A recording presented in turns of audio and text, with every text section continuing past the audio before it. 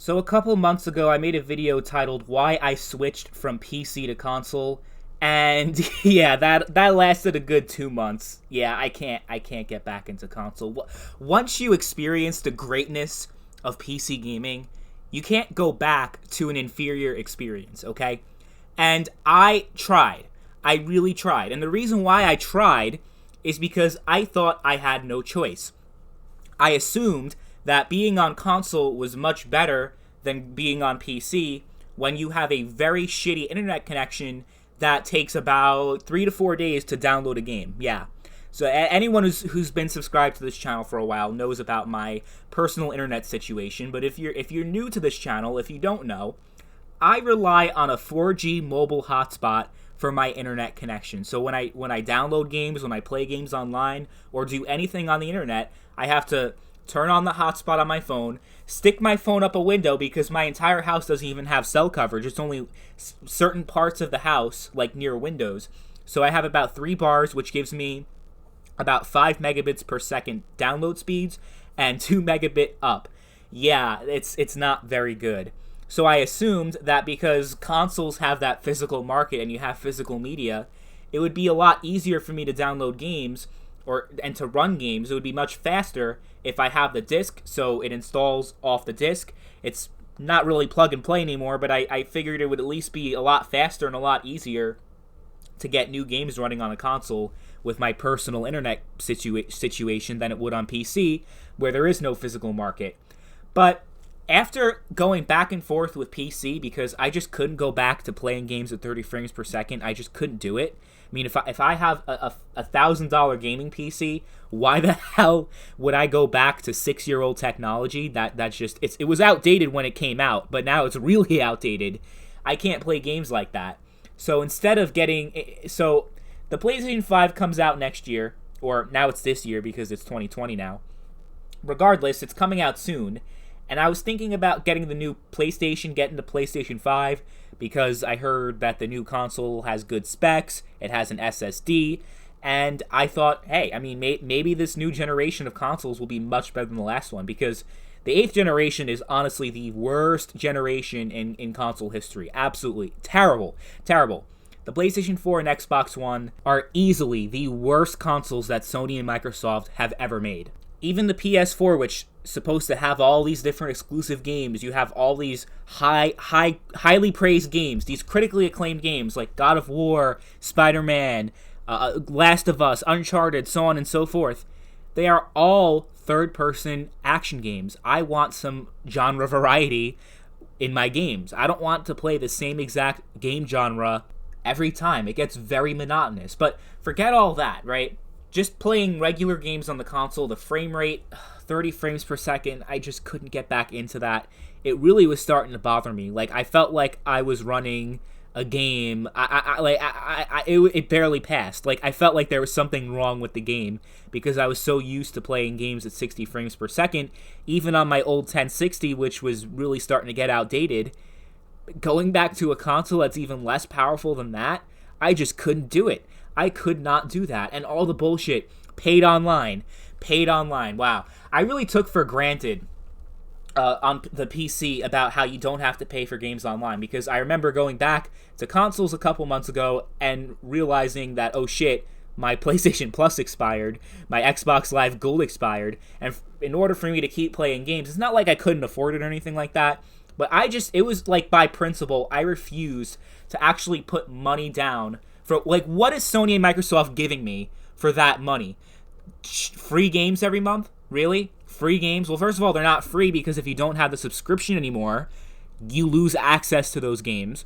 Second of all, what does Microsoft and Sony have to do that warrants the $60 a year fee for you to be able to play games on their network? Because actually, if you actually consider the reality of the situation, is that the servers that you use to play games, Sony and Microsoft have nothing to do with the maintenance of those servers. It has entirely to do with the developers and the publishers. They're the ones that manage and run those game servers. So when you're actually playing a game online, it's not even Sony and Microsoft that pays for that network, that pays for that for you to connect to a game. It's actually the company that makes the game. So why are we paying $60 a year again? Can someone explain to me why? Free games every month? Okay, so I mean, if you really want to be technical here, Epic Game Store gives you free games every month, and you don't even have to pay anything for that. But I know a lot of people on PC don't like Epic Games, but even think about Humble Bundle and all these other different things where you get free games every month. They're not free games, but you pay a monthly subscription, and you get to keep those games forever. You do not, because you stop paying the subscription, you don't lose access to those games. So please, someone tell me, what does PlayStation Plus and Xbox Live Gold give you? What is the real value in those services besides, oh, they can charge you $60 a year because they can, because they know you're going to pay for it, because you got a console, and you expect to be able to play games online with other people. So that was the biggest thing that frustrated me trying to get back into consoles. Never mind the graphics and the performance and all that, but just the bullshit that you experience on consoles that you just don't deal with on PC. You just don't. And the ironic thing about me switching back to console, the main thing being about having to download games and me assuming that it was much easier to get games going on console. It's not, because I went back to PC to install a game that I had on Steam but I didn't have on console, so I just decided to install it on Steam just to see how long it would take. And I was just astonished at how quickly it took to install a game on PC compared to console. I assumed that it was my crappy internet connection is the reason why it took me so long to install Modern Warfare, which I got on the Xbox One. I got it, and here's the funny thing about that. When I got Modern Warfare, I got a physical disc on purpose because I assumed that it would be much less of a strain on my internet connection, because I have T-Mobile. T-Mobile is my internet provider, and I really shouldn't go over certain data limits. They technically say it's unlimited, but I know they don't like me using all that data, so I really wanted to and I thought it would take much shorter too, because I just have the disc. Sure, I'd have to install a patch or whatever, but at least it would be much faster, even if the graphics are not as good as PC, even if, all that stuff really is trivial to me. I love the graphics, don't get me wrong. I love my new GPU. But graphics are really take a backseat to the overall gameplay experience. And yeah, the frame rate was one thing, but I just, the actual reason why I went back to console was kind of useless, because it takes much faster to install games on PC, but I'm like, okay, maybe if I have a physical disc, it will be faster. Nope. I only got 10 gigabytes. Only 10 gigabytes was on the disc. The other 80 gigabytes I had to install on the internet. So I'm like, what the hell is the goddamn difference between having to download the games on PC and getting a physical disc where you have to download most of the crap on the internet anyway? It's like, what? And the funny thing is, I was thinking about getting a PlayStation 5 coming out, which comes out later this year. I think it comes out around November. We still don't know exactly when. But then I heard some of the spec leaks, and apparently the new PlayStation 5, which is coming out this year, still won't be able to run all games at 60 frames per second. You will have some games that will only be able to run at 30 frames. I hope that's not true. But if that's true, oh my god, for those of you who are sticking with consoles, I feel so bad for you. 60 frames per second on every game should have been a standard thing like 10 years ago, and this is still a problem in the goddamn 2020s. Why?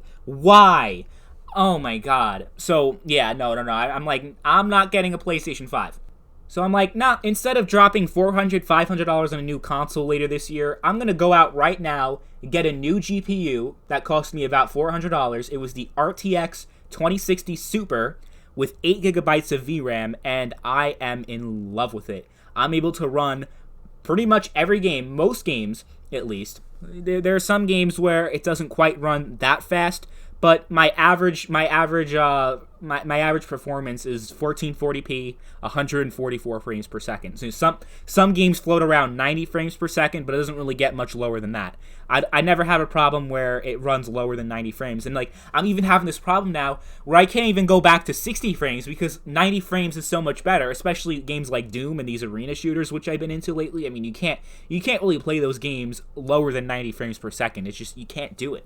So I have a new GPU that's going to last me at least 5 years. I mean, I can't imagine any of the new consoles holding up to my GPU, holding up to the 2060 Super with that can run games at 1440p, 144 frames per second. I just can't imagine any of those new consoles being able to do that if they can barely get 60 frames per second. I don't even imagine them. I can't imagine them going higher than that, especially since HDMI cables can't go higher than 60, and I don't think it's going to come with a DisplayPort cable, so that's another thing too. But why would I get a new console? Why waste money? It's pretty much throwing money down the drain, because you got that $60 a year subscription that I know they're not going to get rid of next generation, because they're not going to do that. They're going to keep that going because people are willing to pay for it. People are fools. So why get rid of it if people are willing to pay for it, right? If you're Sony, why would you do that? So no, I'm not going to pay for online ever again. Ever. I don't care what the situation is. I'm never going to do it. If you play on console and you want to play games with me, you better hope that the new games have cross-platform with PC, because I am never coming back to consoles. I don't care how good these PlayStation exclusives are going to be next generation. Honestly, I've been disappointed with the exclusives that we've had lately on PlayStation 4, and I can't imagine them getting much better for the PS5 realistically. And you know what? And it pains me to say this, but even like the only way that I'm ever going to play PlayStation exclusives ever again is if I get PlayStation Now, which I can't even get because I have terrible internet. But let's say down the line, my internet situation's better, in the next year or so, I'm still not going to get a PlayStation 4, or PlayStation 5 rather. I would rather get PlayStation Now and stream games on my PC, stream PlayStation exclusives on the PC. I would rather do that than have to pay $60 a year, than have to do all this bullshit where I am not getting any type of return on my investment. It's just not. It's a ripoff. It's a total ripoff. So here's what I'm gonna do.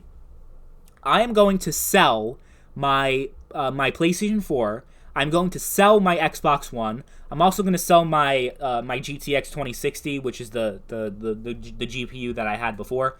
I'm going to sell all of that because I have no use for any of those things. I have no use for any of that. So I'm going to sell my PlayStation 4 with all the physical discs that I have, even though I don't have too much of them, because having a disc, you think the purpose of physical media would be to make things a lot easier, but it's just a useless piece of shit, and you end up, the games can get scratched, you can lose them, and for what? There's no benefit for physical media anymore. So I'm gonna sell my 2TB hard drive, all my physical discs, the console, and if it's possible, I might even sell my whole account that has all those games on it, because I'm just gonna leave it all behind. Honestly, I'm gonna leave it all behind. The Xbox One this generation has been even a bigger joke, because most of the games that I've played on the Xbox One were games on backwards compatibility, the 360's backwards compatibility. But the thing about PC is that there is no generations for PC. Backwards compatibility is a standard feature for PC gaming, but we still don't know if the PlayStation 5 will even have it. The Xbox Series X will have it, but at that point, why get an expensive, powerful console when my PC can do a better job than any console ever could? I've had a great time with my consoles over the years. I started... Console gaming is what got me into gaming. The Nintendo 64 was the first video game console I ever played. That Star Wars... the Star Wars pod racing... The pod racing game, that's the first game I ever remember playing. And console gaming is what got me into gaming. So I'll always be grateful for consoles for getting me into gaming in the first place, because there's no way that gaming would have been accessible to me when I was a kid if PC gaming was the only way to play games. Console gaming has definitely done a lot for me, so I will always be grateful for the experiences that consoles have given me. But I think it's time that I move on. Leave all my consoles behind, get rid of all of them, move on to PC, and just never look back. And that's what I intend to do.